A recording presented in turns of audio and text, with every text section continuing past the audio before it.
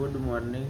और आज सवेरे जल्दी उठ गए हैं तो अभी नहाने जाते हैं और नहा धो के ब्रश करके फिर चाय पीने बैठते, फिर वापस जॉब पर निकलते। ठीक है, और मिलते हैं अभी चाय पीने के टाइम तक। चले के लिए बाय। तो हाँ जी भाई, सभी दोस्तों को जय श्री राम और हर हर महादेव। तो अभी नहा धो के कम्प्लीट फ्रेश होके अपना चाय पीने के लिए बैठे हुए देख सकते हो आप। तो गाइस अभी थोड़ा बहुत नाश्ता करके फिर निकलते हैं अपनी जॉब के लिए। तो प्यार सपोर्ट बना रखे, कमेंट में लिखते रहना जय श्री राम और हर हर महादेव।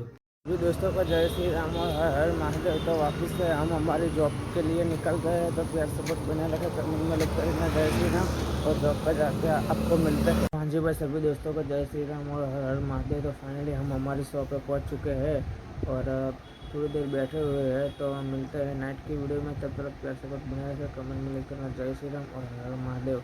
पूरी दुकान का व्यू आप देख सकते हो। ये हमारी पूरी शॉप है, हमारी नहीं है, दूसरे की है। कुछ भी प्यार सपोर्ट बना रखे, कमेंट में लिखना जय श्री राम और हर हर महादेव।